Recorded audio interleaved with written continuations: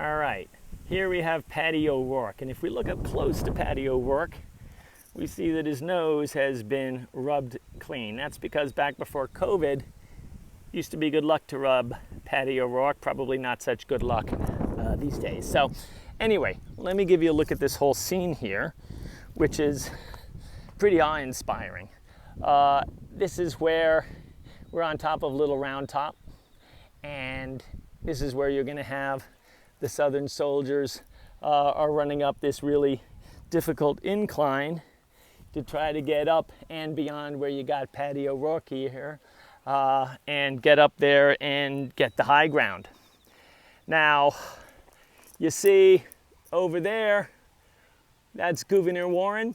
He's taking a look with his binoculars, and he looks over at Devil's Den where we were a couple stops ago.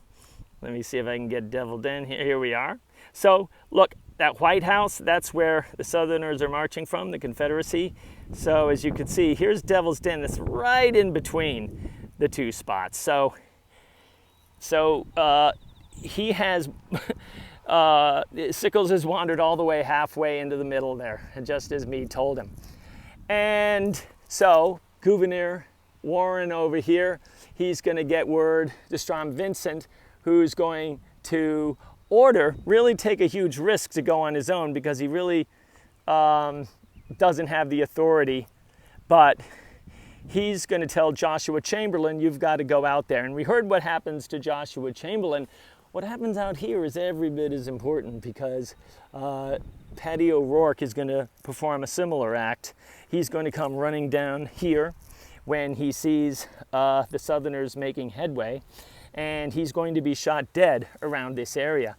And it's said that the person who shot him gets shot 14 times. I don't know who was counting, but he certainly got riddled, and Paddy O'Rourke's men go running down there, and this really inspires them to really have at the Confederates who are running up here. Well, that sounds pretty amazing. Why isn't he as famous as Chamberlain? A couple reasons. First of all, let me just say that we don't choose what history chooses necessarily. You know, there's not some group of professors who say, well, this person's important. If there was, it might be a little bit more accurate. It'd be a lot less interesting, and I'm not even sure it'd be more accurate. People like Betsy Ross because they like Betsy Ross, and at one level, that's kind of the fun of history. But the other thing is we like the idea of the philosophy professor because it elevates what this fight is about.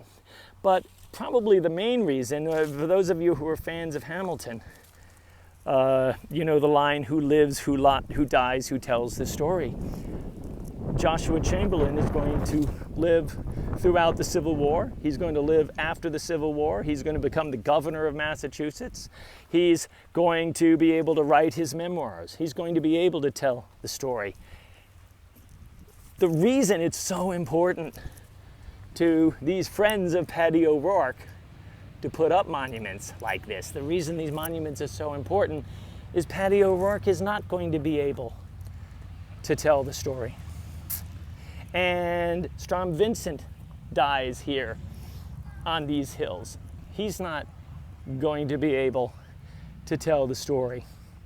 So a lot of these monuments are all we have to tell the story of what happened out here. And we could talk about who's the most important, but if this guy over here, if he doesn't see what he sees, if he doesn't figure out what he figures out, that if these guys are down here, they're not up there where they belong, if he doesn't get word to Vincent, who gets word to Chamberlain, then this battle has a whole different outcome. So there are a lot of heroes who fought on this hill on July the 2nd back in 1863.